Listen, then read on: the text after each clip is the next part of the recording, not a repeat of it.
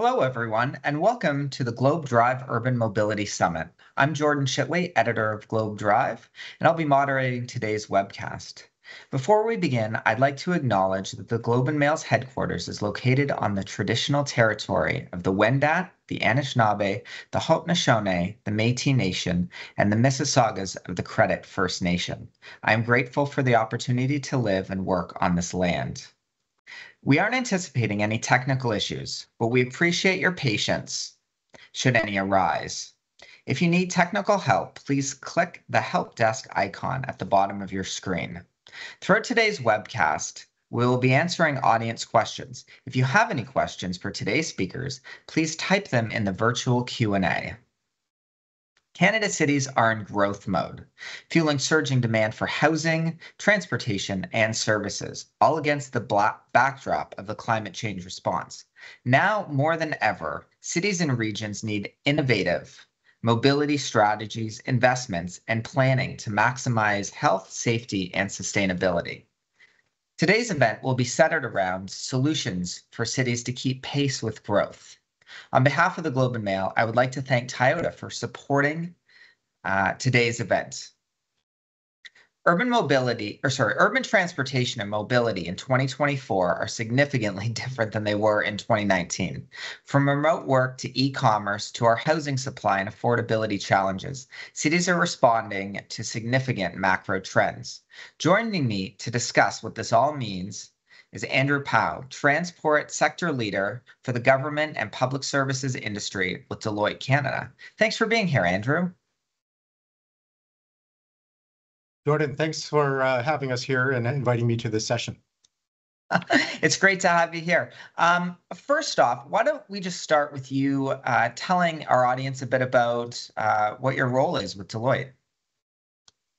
Yeah, no, happy to do that. So my responsibility is really to provide leadership for our transportation practice, which encompasses the federal ministries of transport, ports, airports, provincial ministries of transport, and then at the local government level, transit agencies and transit authorities. So a pretty broad scope. I also work with my transportation colleagues in the commercial sector for where they're the air carriers or the micromobility and providers. I want to start pretty big picture, and just for our audience and for myself as well, paint a bit of a picture of what you see cities looking like in maybe 20 or 30 years. Yeah, that's always a tough question, isn't it? It's the futurist question. Having grown up in cities, I mean, I love cities. I think that our cities in the future will be a little more compact, a little more dense, greener. I think that they'll be more human in many respects. I mean, I grew up in Canada in the 70s. There was a lot of low density development. It was kind of really car-oriented sort of cities. I think we're going to see more transit, more mobility choices, more walkable cities, and more human scale cities. I think we'll also see more blended cities, so that I think we talked earlier about how the history of the city is to drive a workforce into the downtown or into the industrial areas where the employment was. I think as we move, particularly in a post-COVID world and a digital world where work can be performed in many places, I think we're going to see more diversification in the mobility sector in order to help people get to where they need to go, get to where they want to go, whether that's for work, to see family, to go to doctor's appointments, or to go shopping. So I think we're going to see that in the next 20 to 30 years, I think, which creates some interesting challenges, definitely from a public policy perspective, but also around, how business responds to the changing mobility and land use environment. I want to get to the actual mobility solutions in a little bit, but I want to so in cities like Toronto, a lot of it is geared towards getting people only to go downtown. Like the GO lines go to Union Station, and then to switch to TTC is it's possible, but it costs more money. It's a bit complicated. So if you live in like Oakville and you work at like Yonge and St. Clair, it's not the easiest commute by transit. Um, it, and I feel like coming out of the pandemic, there was a lot of interest in revitalizing the downtown core. Should it be a goal of cities to spend so much, I guess, effort and resources on the specific downtowns? Or do you think in the future we're moving more towards, I'm not sure if this is the right term, but like a hub and spoke sort of um, design where there's like people living and working in a lot of different areas around a main city? Yeah, I mean, I think that I think it's important to think that cities are not only living entities, but they're economic entities. And so, if I think about the downtown of Toronto, to keep it vibrant, there's going to need to be social and economic activity happening there. I think the challenge for planners and for employers is how do you diversify that? I live in Vancouver, where there's a lot of residential around our commercial downtown. And so, the pressure of the downtown commute or the transit system geared towards downtown is a little bit different here. But by the same token, if I go to the communities like Surrey and Delta, who are not as well served by public transit because of just the way that it's developed historically, I think that's where I think even in Toronto and the outlying communities where Oakville and otherwise is how do you create the connectivity between the urban centers, but also create an urban environment where people can work, live, and do all the things that we want to do. So I think that it's not a zero-sum game in my mind about, it's the death of the big downtown. I think certainly Toronto will have a challenge around how to deal with the shifting pressures and the shifting choices employers such as Deloitte may have around a hybrid work environment and a hybrid workforce. But I don't believe it'll lead to the emptying of the downtown. But maybe just like some days a week, it seems like more people are downtown, particularly Tuesday, Wednesday, Thursday, but maybe frequenting, I don't know, restaurants for lunch in their neighborhoods, wherever they happen to be more often. Is that sort of what you see? I would agree. Yeah, I would agree with that. And I think even in Toronto, you're seeing increased residential development in and around the financial district. So, I mean, I think that it's, this conversation will be quite different, I think, in 5 years, even in Toronto. And you see even the investments around things like the Eglinton Crosstown, where, that connectivity across the network as opposed to into the core is already being thought of by the civic leaders in Toronto. I don't know what you've noticed in the past, I guess, year or so, but it seems like for me, living where I do in Toronto, coming out of the pandemic, traffic is way worse now than maybe I just don't have like a very good memory of what it was actually like before. But it seems like it is really bad now, and we sort of maxed out like how many cars we can actually put on a road. Which is going to lead to a lot of different solutions for how to actually move people, like bikes, transit, and the thing I really want to talk to you about, micro mobility, micro mobility solutions, so like scooters, e-bikes, that type of thing. How do you see those playing a role, particularly when it comes to like first and last mile? Yeah, I mean, I think that we will see certainly more of it coming into market. And people using it for sure.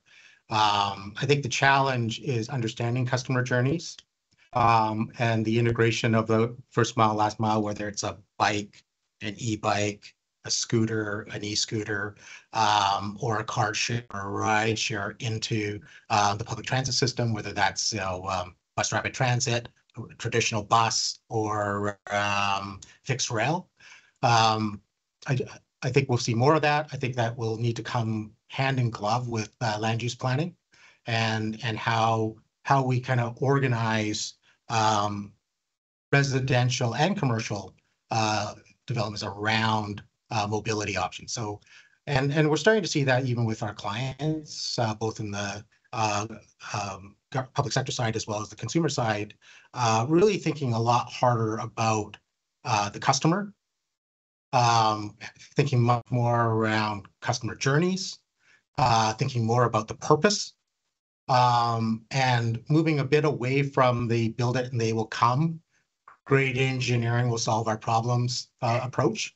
Because I think that that's really the point that we're at right now, is understanding what the customer journey is going to be. How is it going to be seamless? How can we deploy digital technologies to make that trip planning and the payment options seamless, so that the experience is good? And I think that that's the challenge that we're in, and I think we're experiencing a fair bit of congestion right now in most of our cities. Is that we're in that inflection point where I think even myself trying to move away from a private passenger vehicle and moving more into using public transit. Like I've moved to a hybrid commute.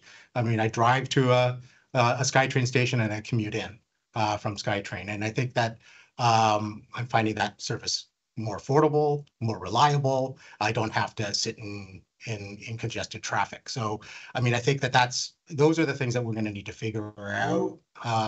First mile, last mile integration is going to be a key part of that. Because that's how people are going to get about for longer distances, is how to connect using micromobility solutions to connect into the transit backbone. So if you were redesigning the city now, like what specifically are some of the things that you would do? I'm sort of thinking maybe you live in a suburb and you live a kilometer from a train station. Is it like I have my electric scooter, I can take it on in some sort of trail or path that's like not the bike lane, but also not a road or a sidewalk, get to the train station. There's room for it on the train, take the train into the city. And then it's similar on the other end if I have to commute a bit to my office. Like what do you see it actually looking like? Yeah, I mean, I think I honestly see it will vary based on the customer, right? For some folks, there may be a bus stop that's really close by that could take them to a major transit hub. For other folks, they may take a kick scooter or an e-bike. They may even store the e-bike at the transit hub before coming on. As you and I have talked about it, that we may need to redesign some of our whether it's trains or buses, in order to allow for an e-scooter, which is a bigger unit than a regular kick scooter, or an e-bike, which is heavier than a traditional pedal bike, in order to bring it along with them because they want to continue their journey on the other side, using that micromobility solution, or looking at more shared options. In either case, though, like for me to successfully manage that, I need to be able to have a way to plan that, have a way to be assured that that option's available to me and that my trip is seamless. And so, this is less about building one monolithic solution provided by one organization, and more around how we all collectively serve a customer that needs to go somewhere. And I could, today I could be going to work, tomorrow I could be going to a clinic or a hospital for a doctor's appointment. The next day I could be visiting my mother. And I think that's where, in my view, mobility solutions integrated with shared transit and still with motor vehicles as well is going to be what our mobility future kind of looks like the next kind of decade and a bit. So we have this idea of the goal is to get people to where they need to be as fast as possible. So sort of it doesn't matter what the mode actually is at that point. They could be taking like many modes. we have seen a big rise in e-bikes and scooters. Do you see government having a role, it might not even be government, but some other entity in creating some sort of like more standard rules or norms around e-bikes? Because they go faster than a bike, but slower than a car. So, and there's not really the space in like a bike lane or the car lanes for them right now. Yeah, I mean, I think that there's two aspects, and I think that we're starting to see that coming in. I think one is certainly the safety aspect, and so what needs to be done to, whether it's motor vehicle acts or otherwise, to actually allow for some level of enforcement for unsafe behavior. There's an educational aspect, and what's the etiquette. Like, I grew up knowing what the etiquette was to ride a bike, but a bike only goes so fast, and those sort of things. Like, what is the public etiquette around e-bikes, particularly e-bikes? If you think, we experience e-bikes today, riding on sidewalks, riding on roadways, riding on bikeways. So what's the actual etiquette? I think there's also a regulatory and enablement around how the rules can foster the growth of micromobility, whether it's things like e-bikes, kick scooters, or self-driving utility vehicles to deliver, whether it's pizzas or otherwise. And so there is a body of regulation that needs to be developed both by local government as well as provincial governments in partnership with industry in order to actually activate this, and so that it's safe. Because to your point, like, e-bikes can go pretty fast, and if it's on the sidewalk where there's pedestrians, seniors, or young people, it becomes actually pretty hazardous. By the same token, having been a cyclist in my youth, being edged off the road by a big truck is not fun. So, like, there's some safety regulations to be thought through, and what the enforcement role would be. I want to get to some audience questions. The first one ties into what we were just talking about. How can we prioritize pedestrian infrastructure investments, not just as an afterthought, but as the foundation for integrated urban mobility? Yeah, I think what I'm it's probably better to ask a planner and a developer around this, but I think what I'm observing is that for new developments, you're starting to see that very integrated kind of land use transportation planning happening, and so and I think that you're seeing both the civic officials as well as the development community and the real estate community kind of thinking these things top of mind, because I think that that's what people want and the type of environments they want to live in. I think the bigger challenge is how we modernize older neighborhoods and older communities, and to provide those types of options. One more audience question here. What consumer behaviors do transit agencies need to keep in mind as they plan for the future? I knew exactly what they're looking for in that question, but I think in the work that we've done around customer experience with a few transit agencies,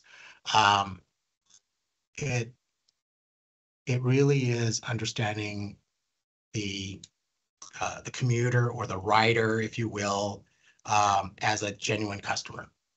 And each customer is unique, whether it's a person with disabilities who needs a certain type of transit offering, or it's a senior, or it's a child, or it's somebody that is on the clock in order to get to work on time, or is not on the clock because they're taking transit for to visit family or friends, or on a tour or vacation. So I think that the consumer behavior, if you will vary by customer, by what they're going to need, whether the mobility solution is or the transit offering is, and the purpose that they're going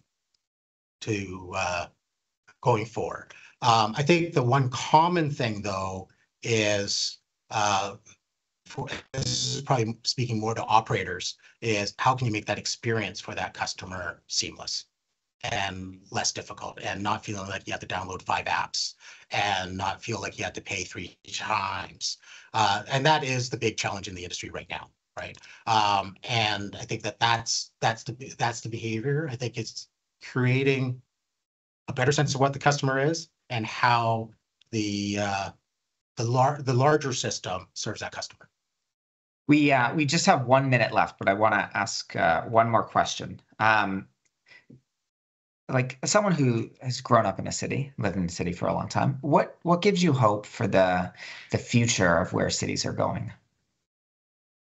I think, Jordan, sessions like this actually give me a lot of hope. Like, I think that we're talking about our cities more than we have in a long time.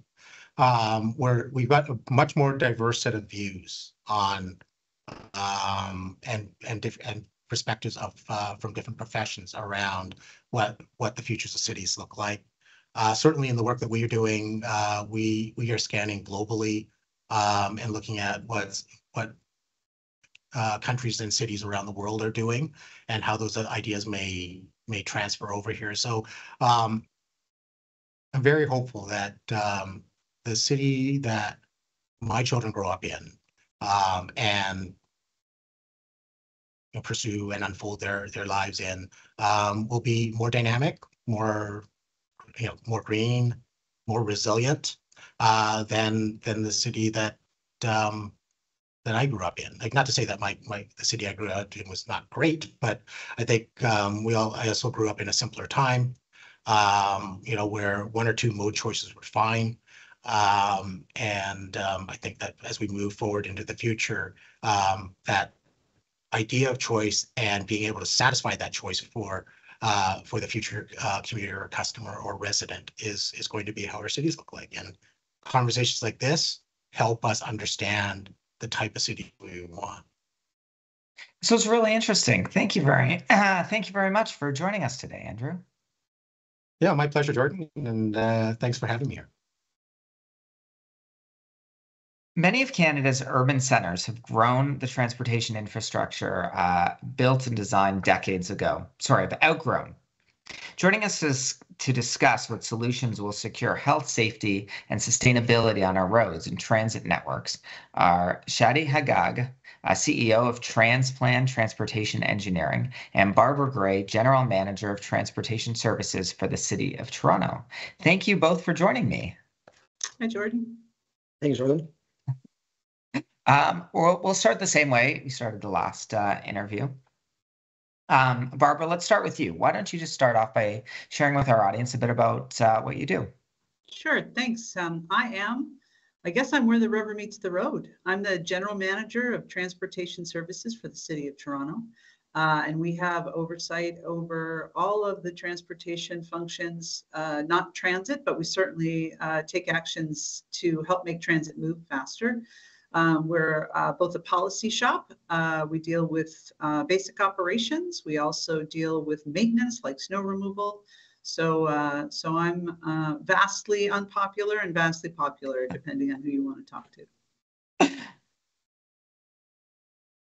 Shadi? Yeah, thanks, Jordan. I'm Shadi Haggag, the founder and CEO of Transplan. We started Transplan with the main vision and goal to think outside the box when it comes to transportation and mobility and traffic movement. Our approach is all about simplicity, simple solutions that can create a multitude of effect in our cities. We work a lot with land developers that build condos all over Toronto, also with the municipalities that look for smart, sustainable, and intelligent transportation data by utilizing AI. Thanks. Barbara, what I'm going to say next is I don't mean to suggest is your fault, but it's just You wouldn't be the first. Stats. You wouldn't be the first, I'm sure, Jordan.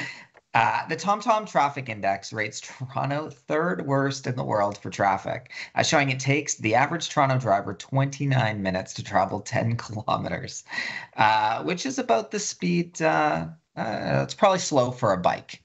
The average speed at rush hour is 18 kilometers an hour. And in Canada's biggest cities, about 3/4 of commuters commute by car. That's according to Statistics Canada. So I guess, Barbara, the big question is, how are we going to get traffic moving better? Yeah, it's actually a great question. It's one we deal with every hour of every day at the city.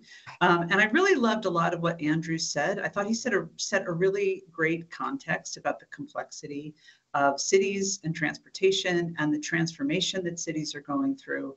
And I'm just going to add a little bit more context to the congestion picture. And that is that Toronto is a really desirable city to live and work. People come here for all sorts of reasons. And for many years now, not just one, but at least since 2018, since they've been counting, we have led North America in terms of the number of cranes we have building. So we currently have about 238. And that number has been increasing, sort of hovering around that point for the last 5 years. And that's because we are doubling down on building housing at all affordability levels. And we're also renewing our infrastructure. So just to put that in perspective, the next city with the highest count of cranes in North America right now is Seattle, and they've got 45. So it's a really outsized construction portfolio, and that doesn't help us. I mean, it certainly helps us refresh and renew our city, but it really doesn't help us in terms of congestion. And so we've started a number of years ago now with a series of updates to our congestion management plan. We've got one. It's pretty heavy on installing and leveraging technology. Shadi will talk a little bit about that, but we're also using a number of aspects of technology to track how traffic moves, to understand the volumes of people and what kinds of modes they use frequently and how that has an impact on the right of way. And also supporting our surface transit, which, we're building transit in Toronto, which is fantastic, but it is quite impactful in terms of the road to get there. So we continue to kind of take a very hard look at all of the technology that we put in place, the policies that we have guiding it. A lot of what you and Andrew talked about, Jordan, I'm sure we'll get into more about, the way people want to travel and the types of trips that they take.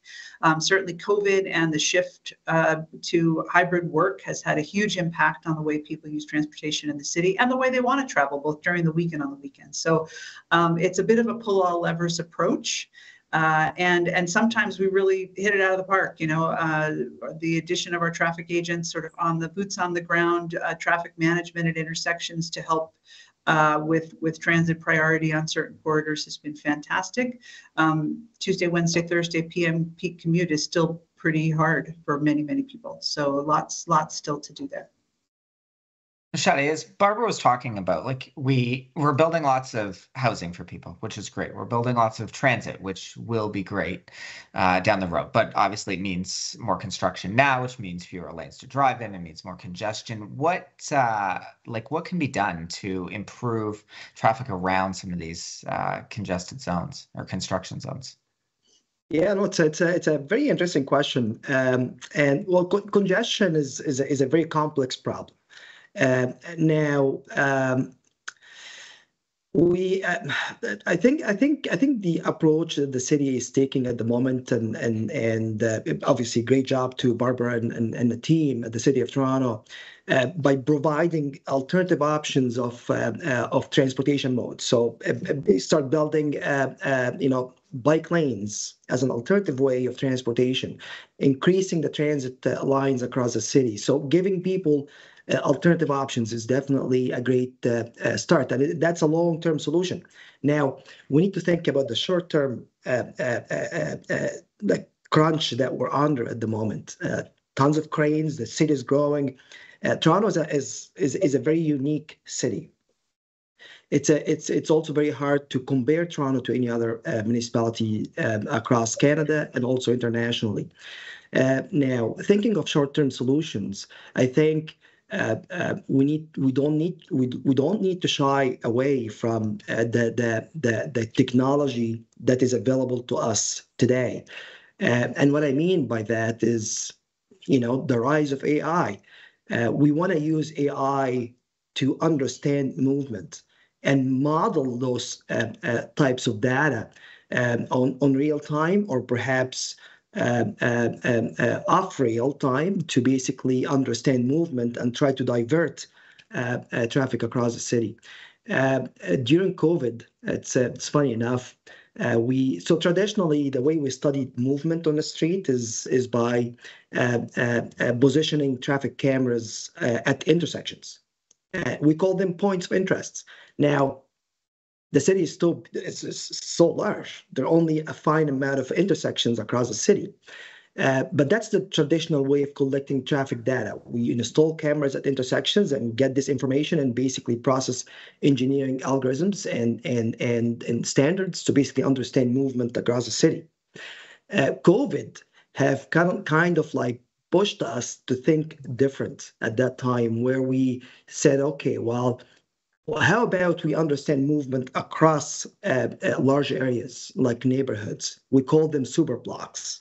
And a super block is an area of approximately a kilometer by a kilometer square. It's a very, very large area of movement. So we came up with this relatively new project, and we had to build it in-house because nothing like this existed anywhere else in the world. We built this basically system in-house that utilize any drone technology. It's hardware agnostic, so it can drones can fly anywhere within the regulations, obviously. And what the AI does in the background is basically tracks everything on the street. That basically compiles information such as speed, directional, classification of the vehicle, and where it's coming and going to origin destination information as well. In combination with understanding movement at intersections, which is a traditional method of collecting traffic data, so we can do traffic analysis and modeling and basically redirecting traffic across the city. So what I'm trying to say is that we need to think outside the box. The traditional methods that brought us here are fantastic, and we won't be here without obviously the basic and the foundation of like collecting traffic data. But in addition to that, we need to think outside the box. We need to understand the movement across larger areas, and then in combination with obviously the information at the intersections that can make a big difference in the short term. Shadi, once you have all that big data that's being fed in, what are some of the some of the advice or what you could advise to change traffic patterns? Like something as simple as like school zones, right? Like maybe understanding the speed at certain the school zones, right? So we can this is very easy. I mean, the AI can do it in a matter of seconds, right? So understanding speed, understanding origin destination of certain delivery trucks.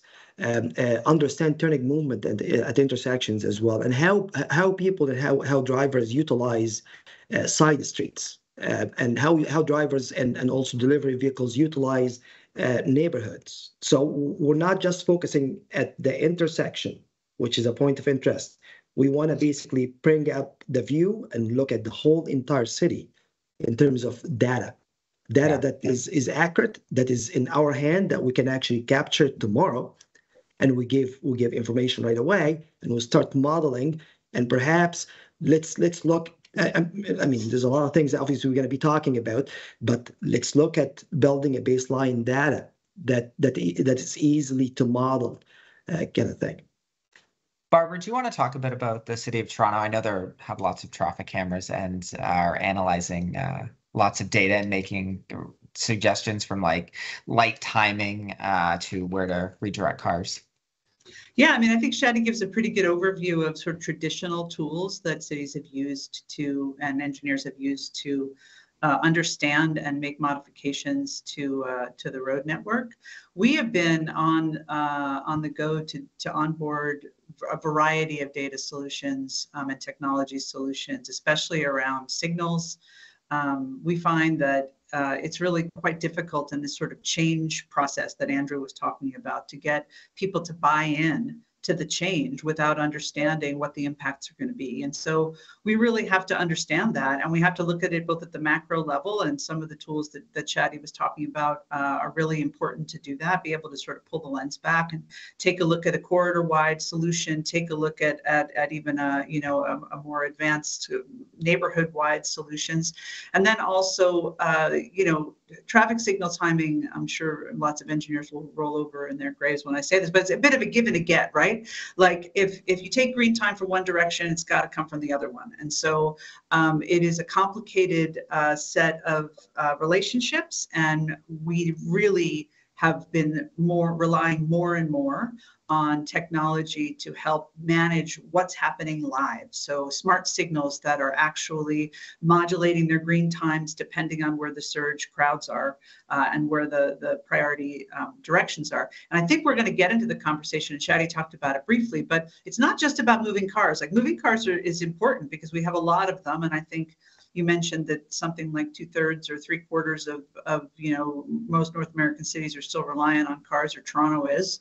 But there is a huge interest in active transportation.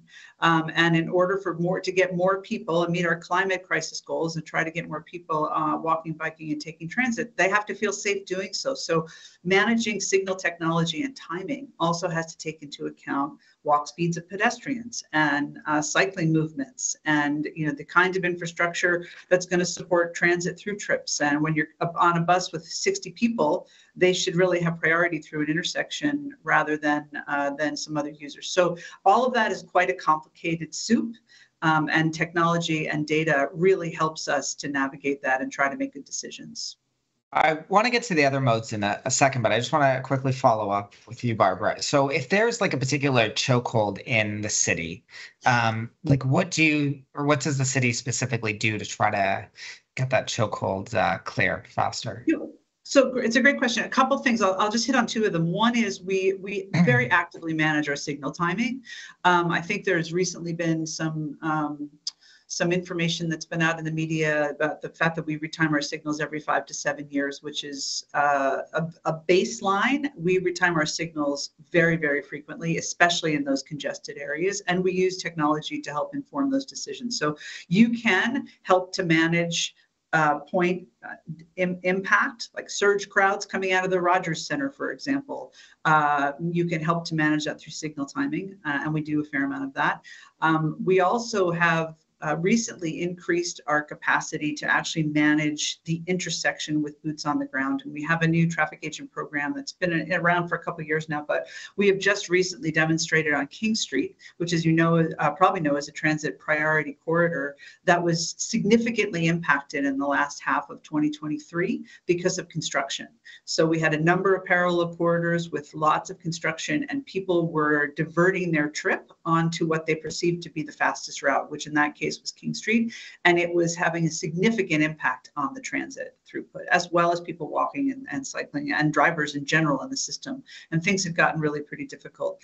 So what we analyzed and figured out was it was largely people blocking the box. So that means people pull through the intersection and they don't clear it. And so especially on transit routes, if you block the box, if the transit's going east-west and you're sitting in the intersection waiting, you can hold up a transit trip 1, 2, 3 light cycles. And all of a sudden, a trip which took 17 minutes from this end to that end, now it takes 50. And I think in addition to speed, I know, Jordan, you talked about people getting around the city quickly. I also think it's about predictability. If you know your trip's going to take half an hour and you can rely on that, and I think that's why so many people like to bike. If they figured out their route and they know that it's going to take them a certain amount of time, it can pretty predictably deliver that. If you have 17 minutes one day and you have 50 minutes the next, it is maddening for people. So trying to build in that predictability is another thing that we can try to do, and we use a lot of tools to do that. I remember seeing a long time ago up in York Region when they were doing the bus rapid trans lane along Highway 7. There was something about like people didn't know how long it was going to take them to get from like one main street to another main street. So they put up signs saying how long that trip would take. And that apparently like lowered people's stress levels because even though they knew it was long, they at least knew how long it would take and could start to plan for it. Yeah. Absolutely. Shadi, I wanted to ask you if you look around the world, what cities are doing it well? Um, well, that's an awesome question. I think there's a lot of well, keep in mind that most of the cities that are doing it well have started a long time ago. So that's one thing. Toronto's very unique, right? We've got cities that, like, I mean, cities are doing different tracks to basically manage congestion. I mean, some municipalities like Stockholm, Singapore, it's happening in New York now, like congestion pricing. That's not something maybe that's not maybe something that's not a short-term solution. This could be a long-term solution to also combat environmental challenges in certain areas, perhaps in the downtown areas. Like most of the municipalities and the cities across the world that are doing it well, they have a proper transit system in place that has been well established over the years. We're getting there. Toronto is very unique, and it's a great opportunity for the city of Toronto to actually be a world-class city. And I'm not saying Toronto is not. No, Toronto is a world-class city, but we can do it better, much better, and be a true world-class city where we give citizens different modes of transportation, a reliable transit system, and safe and reliable transit system, a safe and a world-class bike lanes network. Like we want to see like a network across the city that gives the citizens an alternative mode of transportation so they can go to work on a bike, but also good, sizable enough sidewalks for pedestrians to walk across the city with trails and so on and so forth. So there's a lot of pieces when it comes to what's the best city, or what are the best cities are doing, kind of thing. I think it's a combination of many things, but it's a great opportunity, and it's a unique time for the city of Toronto because there's so much to be done, but there's so much opportunities that we can definitely utilize. When it comes to technology is not the answer. Technology is a tool that allows us to work efficiently, but also get the job done quickly. So when I go back to the system that we developed in-house, and I'm not trying to sell the system, I'm just trying to say there's an alternative way of actually collecting data very quickly and extremely efficiently and inexpensively as well. That does not require like re-engineering neighborhoods or certain areas. It's a tech that can fly tomorrow, right? Using AI. It's like ChatGPT. It's like you use it on your app and you get all the information you need, kind of thing, right? So thinking outside the box, it's a great opportunity for the city of Toronto to start thinking outside the box, try different things, and don't shy away from, okay, well, we're used to the traditional method of collecting data and analyzing data and so on. Let's do it differently. Now is the time, in my opinion. Barbara, did you want to add to that about what cities you think are doing it well? I know you have a lot of familiarity with Seattle. Oh yeah, 20 years or something like that. That's a fair amount of familiarity. I mean, yeah, I agree that Toronto's on a change trajectory right now, which is very, very exciting, and also at a really complicated time. I mean, the climate crisis is real, and it's upon us, and we're trying to make decisions to think into the future about how we can shape our city to better serve residents, and we also know that the infrastructure that we've built, that we rely upon to bring water into our houses and have electricity, is old and needs to be restored, or in some cases completely replaced. So that adds a level of complexity. And I think we are unique in that way. And I think, to Shadi's point, we are also unique in the fact that we are building transit now. We're expanding transit. What would it have been like if we had been on this path 10 years ago or 15 years ago, where we were expanding transit more, higher order transit, subway and streetcar, more frequent, more than we are than we did. So in terms of other cities, some of the things, like we look at other cities all the time. We learn a lot from New York. We paid attention to what's happened in Stockholm and London and now New York in terms of congestion pricing, which is interesting. Certainly that's always a topic of conversation that kind of gets brought forward and discussed every now and again in Toronto. So I think, probably sometime the world will be aligned to bring some solutions like that forward. We've also looked at Seattle certainly had a really strong program in terms of managing construction because they also have had a pretty robust building scene over time. And so we have put many of those lessons learned in place around our construction hubs to try to coordinate and manage all the activity that's happening both with the private and public development in those construction hubs. And if you look at them, we have 9 in the city right now. They track right along the Ontario Line construction because that is such long-term impactful construction. And then closer to home, sort of not as big as Toronto, but also complicated. The city of Detroit recently lent us some great ideas in terms of their events management zones and how they manage after big events, which is also really timely as we are looking to bring the excitement of FIFA to the city in 2026. So we have a very robust program working with our event management the Rogers Center and MLSE and BMO Field and all of the other events that we have. People want to be out in the city. It's post-COVID and people really want to be out and going to events, which is hopeful and fantastic. But it has a pretty significant impact on the downtown. We only have a few minutes left, so maybe quick answers to this last one, but I want to get to an audience question. Much of our transportation debate remains car-centric. How do we shift public discourse to focus on moving people, not just vehicles, and what role data can play? And I want to just add to that by saying that I feel like a lot of whenever we're talking about new infrastructure or I don't even know how we get around today, it often feels like it's very like car versus pedestrian or car versus cyclist. Like there have to be some like win-win solutions out there because at the end of the day, we will all benefit by all moving faster. Shadi, why don't we start with you? No, I absolutely agree, and I think there's a lot of movement in this area already. Like, look at the amount of bike lanes that just pops up every single day. My point is, bike lanes are fantastic. It's an alternative mode of transportation. Gives people an alternative way to get to their work or go to the grocery store to buy food and so on and so forth for their kids. Bike lanes also need to be very safe. And needs to be a world-class infrastructure as well. So no, I think maybe that was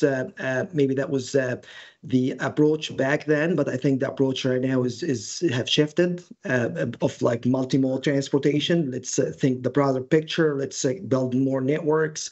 And give people alternative modes of transportation, and then it's apparent to everyone. That's what I see. Barbara? Yeah, I mean, I think it is a polarized conversation, especially in neighborhoods where the land use and the travel patterns, like Andrew was talking about, are more suburban in scale because they haven't yet densified. That's happening. We're building dense transit-oriented communities all throughout the city.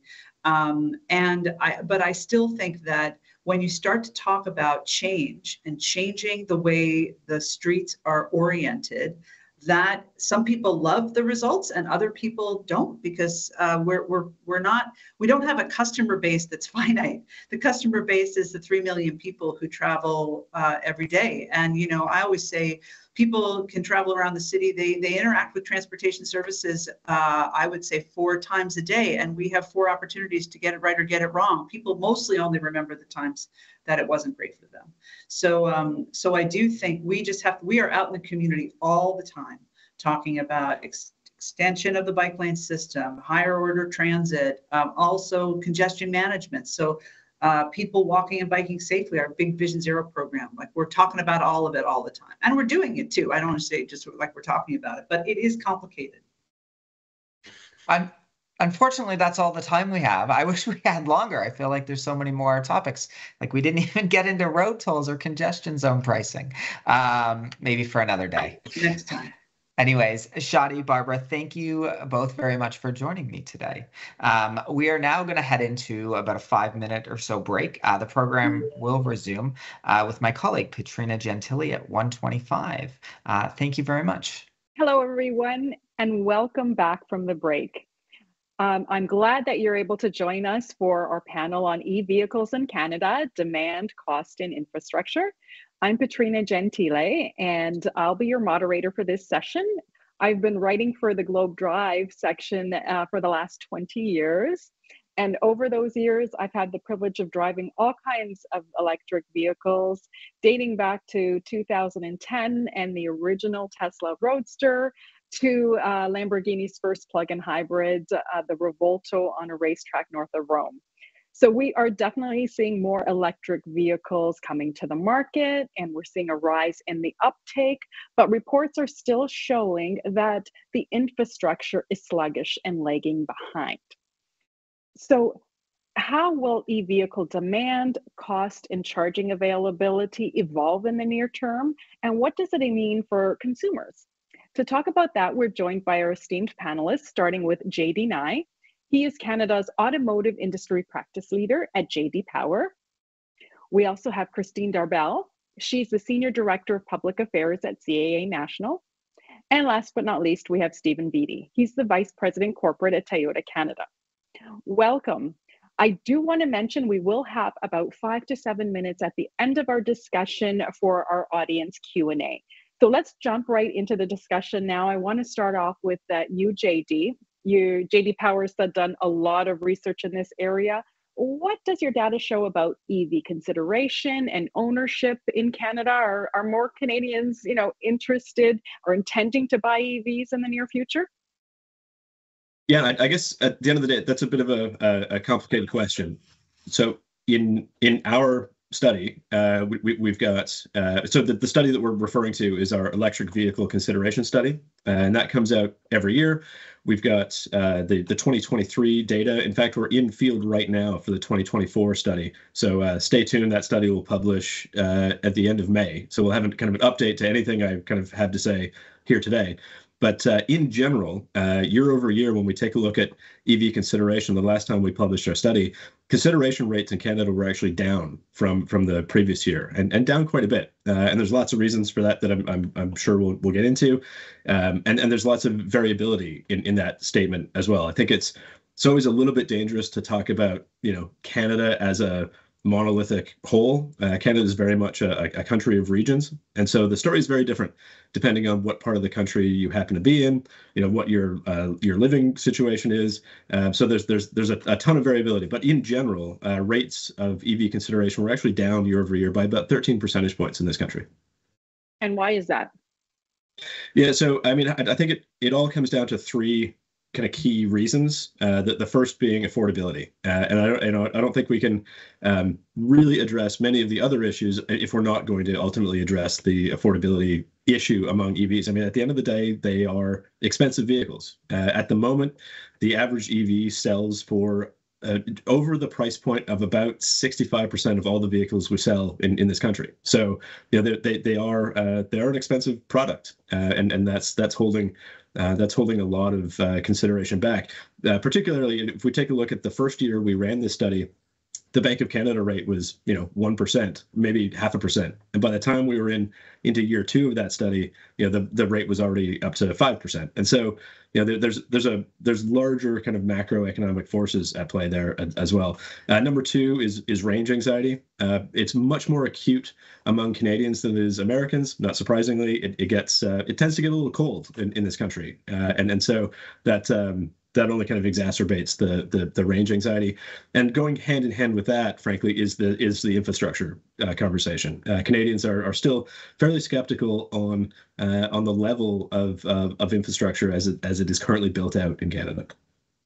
Okay. We're going to get more deeper into those different categories. But Christine, I want to bring you into the conversation as well, because CAA has done a study on EV ownership. I mean, what has your data shown about, the concerns pre and post EV purchase? Well, it's actually not very different than what JD just shared. So we did a survey of 16,000 EV owners in Canada. And other than the fact that EV owners love their EVs, we said 97% said they're going to buy a second EV. We did find that there was actually a lot of pre-purchase concerns that JD was talking about, right? The driving range, cold weather performance, battery degradation. These were all things that drivers were indeed worried about before they purchased a vehicle. And then once they purchased the EV, all of those concerns drastically dropped after purchase. So what this tells us is there's actually still quite a bit of myths out there that are potentially preventing people from purchasing an EV, because once EV ownership happens, these worries just went down. Cold weather performance and range is still a top reason why people don't want to buy a vehicle, only behind price, as JD was saying. But it seems like it's not an issue for an EV owner today. Well, let's bring Stephen into the conversation now too. I want you to touch on, some of the concerns that we've talked about, whether it's, why the infrastructure is taking it's so sluggish to get to the market and to help consumers. So you want to tackle that? Well, let me deal with a couple of issues. One is, it doesn't surprise me horribly that once people own cars, they find that they can live with them. Because basically what we've done is we've selected out the people who can't live with them. And, at the same time that, both JD Power and CAA are doing great work in their research, there's another research firm that published a report last fall, which is the Auditor General. And it's interesting to see that even the federal government, who's so committed to moving toward zero emission vehicles, only had a fleet that was at 3% penetration. And the reasons cited by federal agencies about that were availability of product. There are more models and there are more of them in the marketplace today. So I think that's a problem that's being, largely addressed by the industry. But the second two issues were charging. They couldn't find charging for federal vehicles in the places they needed to be charged. And the second one was specialty needs. And that's one that I really want to focus in on for a moment. And it goes back to this issue of, EVs in particular are really good vehicles. They're great options for people who can use them. But if you live in a place where you don't have access to charging, or if your driving cycle is different, or if you have the need for a specialty vehicle of some sort, then it falls a little short. And those are all areas that we're going to have to pay some attention to. And I guess the final aspect of it is, I think the private sector will do a great job of providing charging infrastructure where there'll be a payback from that charging infrastructure. But again, the Auditor General's report found that the rollout of charging across the country is very patchy. And so as a result, I think we have to look at federal and provincial programs where they exist to really think about how you connect people to each other, and not at the cost of taking away home charging. So I think that's the other issue that I want to get at, and that is there is a federal zero emission vehicle infrastructure program. It has been supporting infrastructure rollout in multi-unit residential buildings, but the feds have sort of tilted that away from residential space to DC fast charging and along major corridor routes and so forth. I think what we all know is that the people who can charge at home have the best experience with a vehicle. So again, this is one of those questions of making sure that the policy and the actual actions line up with each other, and I think we'll get there. It's taking some time. What's the right public charging system for us? Well, I know what the wrong charging system is. We have a fair amount of experience with that one. And not to pick on anybody, but it is interesting if you go down to the beaches in Toronto and see, chargers being put in no stopping zones. There's just not a lot of good coordination. I would argue that the single best thing that you could do is to continue that focus on multi-unit residential buildings, because right now we're doing great at getting EVs into the Goldilocks zones around the major cities. But as you go further and further into the center of the city, it becomes difficult for people to find the charging that they require.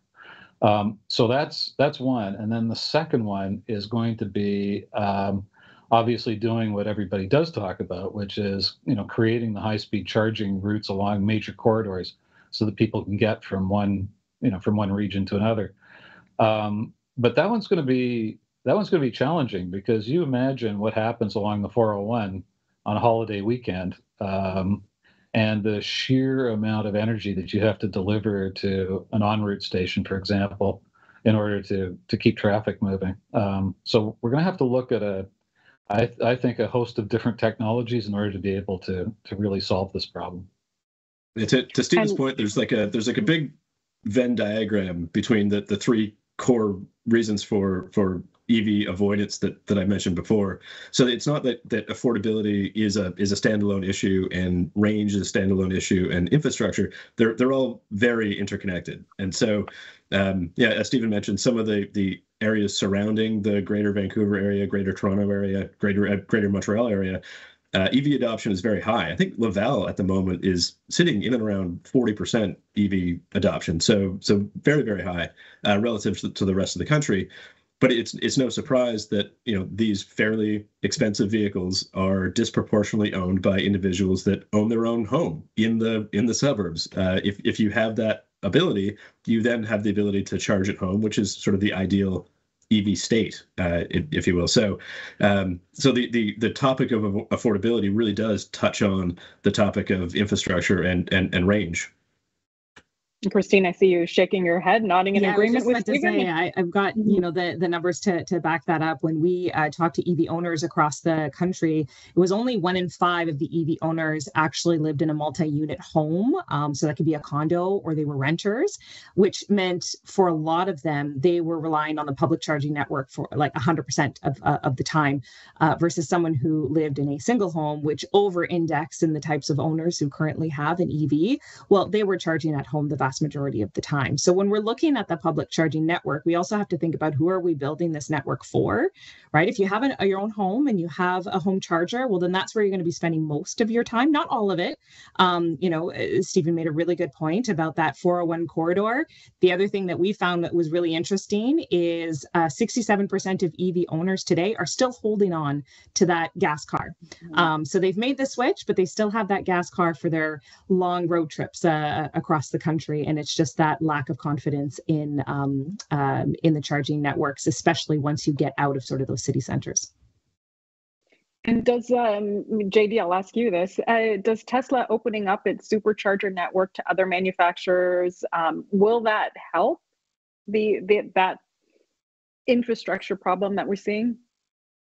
Yeah, I think so. I mean, when we take a look at public charging satisfaction, now to be clear, we plan to have Canadian data available for this particular topic later this year. So I'll kind of cite the US research at the moment. But public charging satisfaction rates they're not great in the US. A lot of customers find that somewhere around 1 in 5 chargers just don't work when they show up. So there's certainly some technological and logistical gaps to solve there.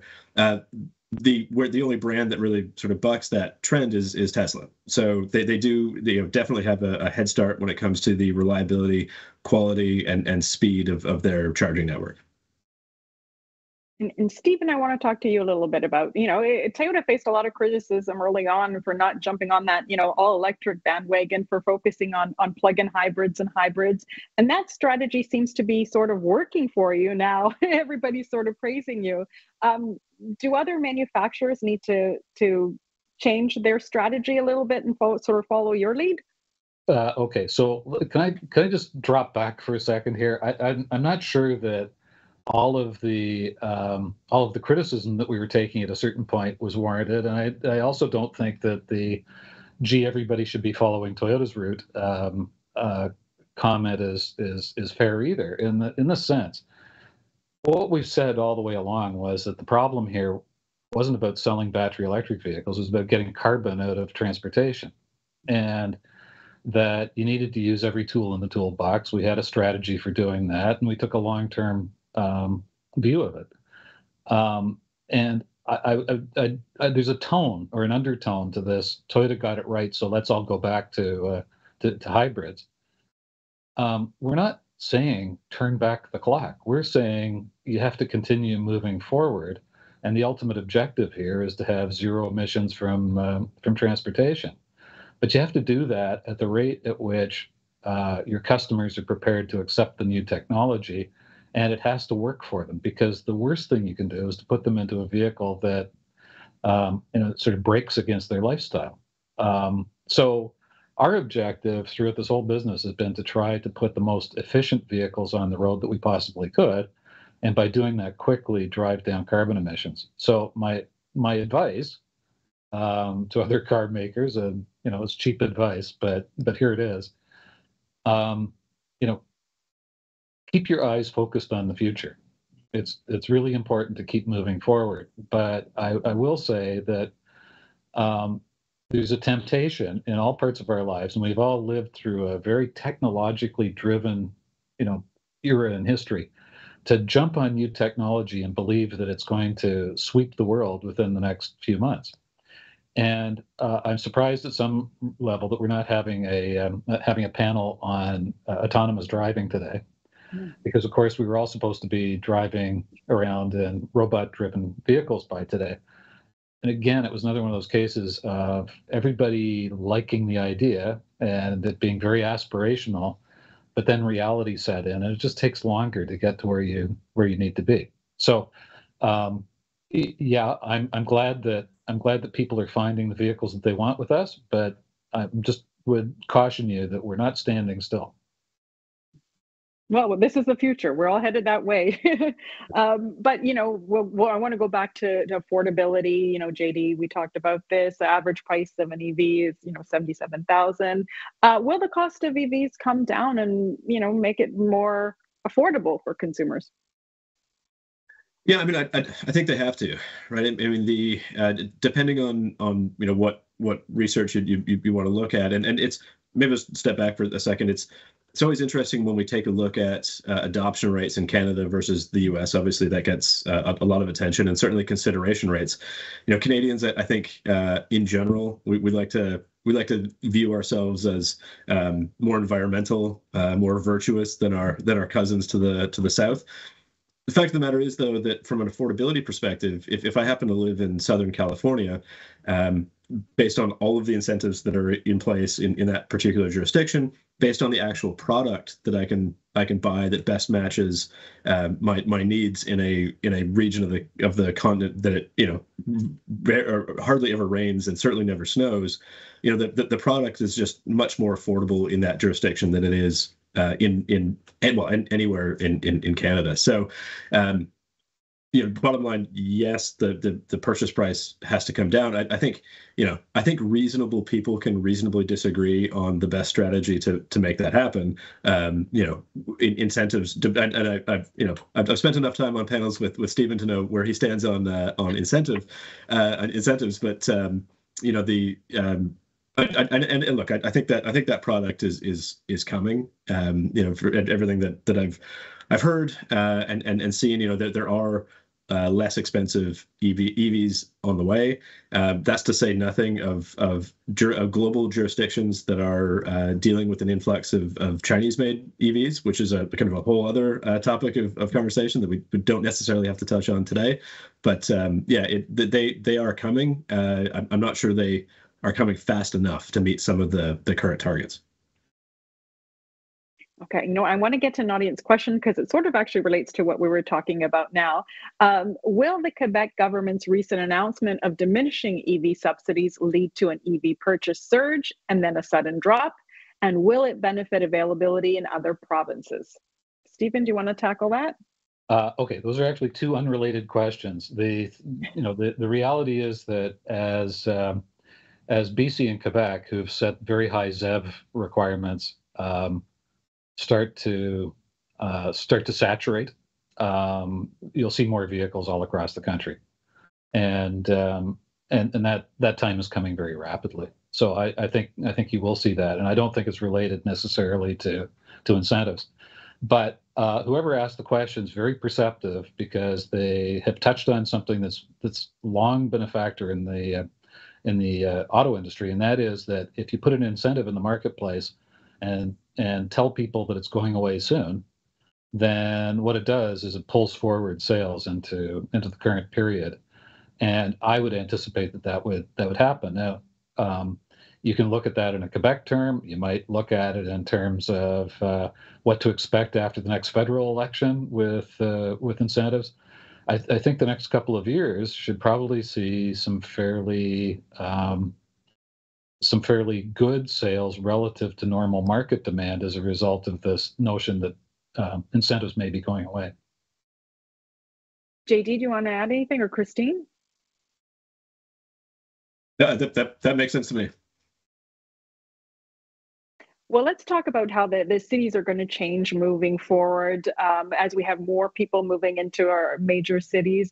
How do you see mobility changing and our options to get around shifting? Christine, do you want to take a nab at that?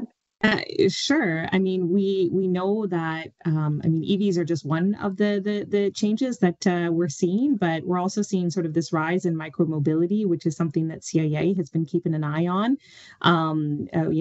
Whether it's used scooters or e-bikes, especially if you add an electricity to sort of a bike or scooter, it helps you get from point A to point B a little bit faster.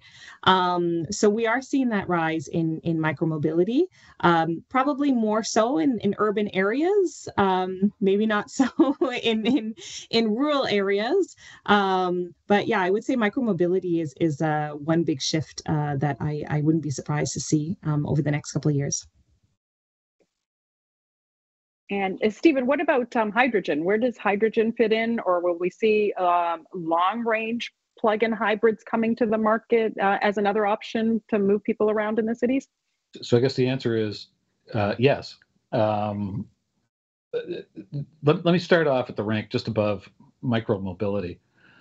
We're seeing a big shift in the United States toward electric low-speed vehicles. And not just in urban areas, but in suburban and small towns, where people are using a much lower cost vehicle for local travel at urban speeds.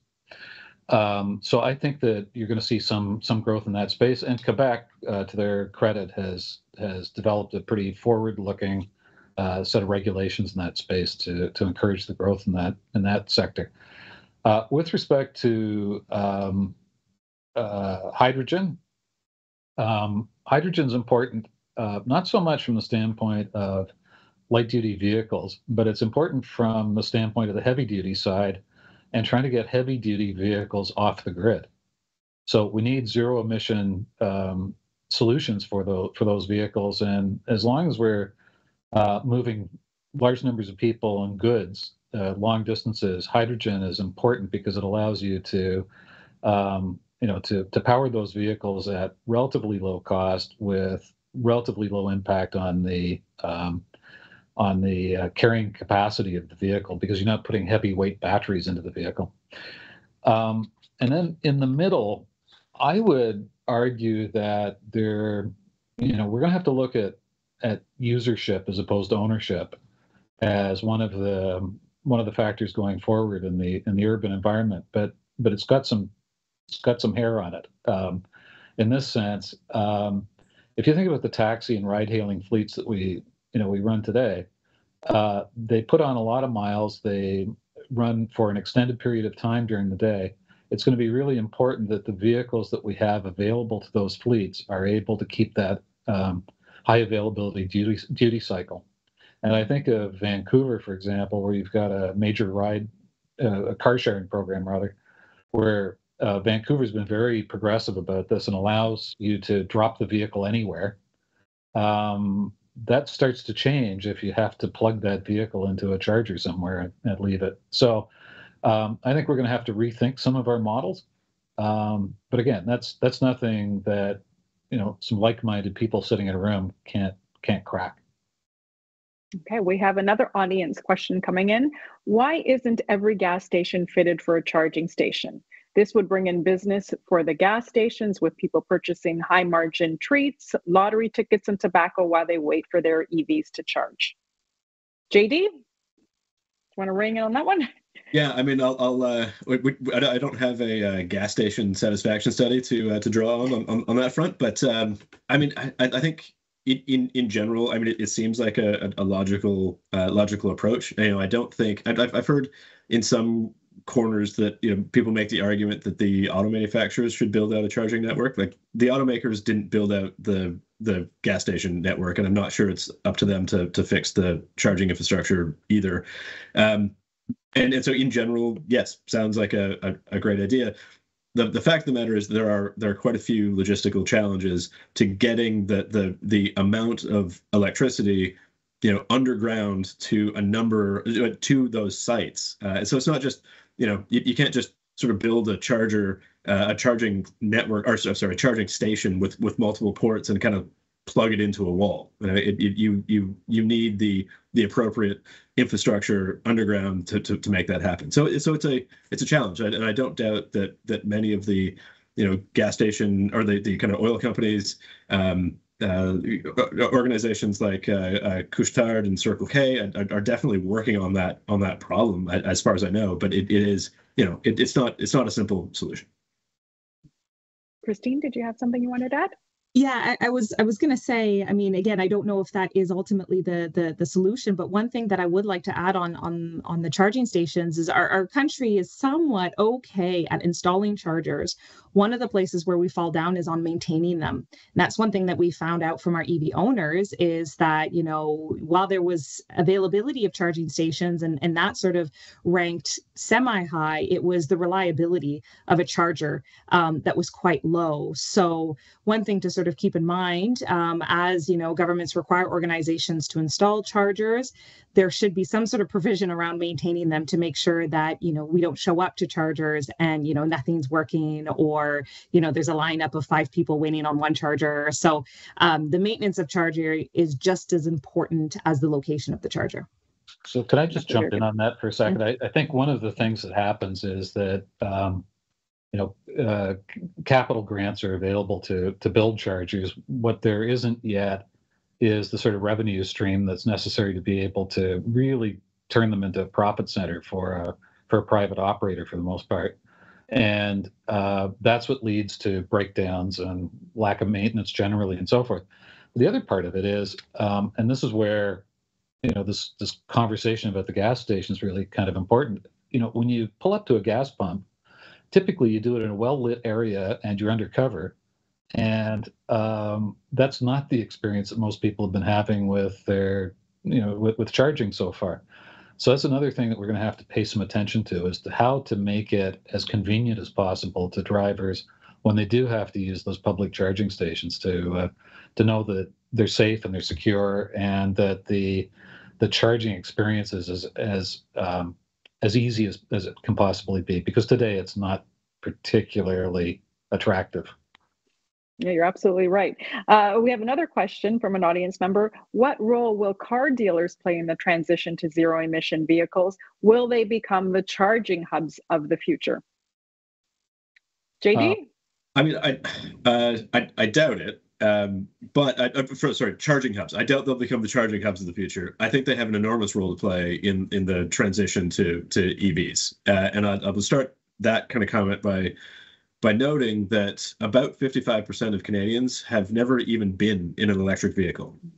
So they have literally zero experience with what these vehicles can do, what the performance is like. And what tends to happen from a consideration curve perspective is, as an individual gets more experience with an EV, they are much more likely to consider one and ultimately buy one. And that the rates almost kind of double at each step along someone's experience curve. And so manufacturers, and particularly through their dealer networks, have an enormous opportunity to make sure we're getting as many Canadians as possible into these vehicles to experience them for themselves. And ultimately by being kind of that that source of truth for Canadian customers, and doing whatever the dealership can in terms of I think Christine mentioned some of the myth busting that is required going forward. I think that's a critical role that they will absolutely play. And one of the myth busting is around range in winter. So one other thing around the dealership is sort of the labeling that we see on an EV. So we live in a winter country, it gets cold. And while there's a variety of study that sort of disagree exactly on how much a range or the batteries loses range, they all do sort of agree that at some point a battery is going to lose a little bit of range in the winter, and sometimes up to 40%, depending on the individual vehicle. So those labels are super important. They should be prominent. In another study that CAA did, more than half of Canadians weren't even aware that these labels even exist. And it's more important than just to see them and to understand them, but also making sure that they're fair and clear, and that it's not just showing an average, but it does show a difference between, ideal times, but then also in the dead of winter time, especially if we're looking at a drop of range in 40%. So labeling is going to be really helpful when it comes to sort of dispelling some of those myths and increasing the confidence someone might have before they jump into an EV. Well, I think it's also important that we kind of reset our expectations. And I just say this as somebody's had to speak to the broader public and frankly, Petrina, to your colleagues in the media, as we launched our first dedicated battery electric vehicle here in Canada. In North America, we talked about the fact that cold weather was going to be a problem with charging the vehicle. And there's a big pile on about how somehow we were trying to prevent sales of electric vehicles. What we thought was really important was that people understood before they bought a very expensive vehicle what their ownership experience was going to be like. And so while I think the dealers have a role to play in this, I go back to my ride hailing and taxi comment of earlier. What we found was the single best tool in getting people to understand hybrid technology over the years was having that technology in taxi fleets, where instead of somebody from Toyota talking about the technology, the person who owned the vehicle and was driving it would actually talk to the person in the back seat, which might be the first opportunity that person had to experience the new technology, but they knew they were getting advice from somebody who didn't have an innate bias about a brand or a particular product technology, but instead could talk honestly about the experience they were having. So I think there are a bunch of things that we can do to help that public education side. And in terms of cold weather, look, there are lots of things that we can change about Canada, but we can't change long distances. And, based on last winter, we may be changing cold weather. But, when we talk about zero emission vehicles, just remember that we're not just talking about battery electric vehicles. We're talking about hydrogen fuel cells or plug-in hybrid electric vehicles. And depending on your needs, those other two may be a better choice for you. So I think we'll have lots of different opportunities, but it does start with speaking honestly to the customer about what their needs are and making sure they get into the right technology. And that is the perfect way to end things off today. I'm sorry to all the questions that we couldn't get to. The chat box is just filling up, but unfortunately we are out of time. I do want to thank our panelists today, JD, Christine, and Stephen, and of course all our panelists that have joined us this afternoon. And a special thank you for Toyota Canada for sponsoring today's event. A reminder, our audience will be getting a link to this event in about 2 weeks. Thank you again for joining us and enjoy the rest of your day.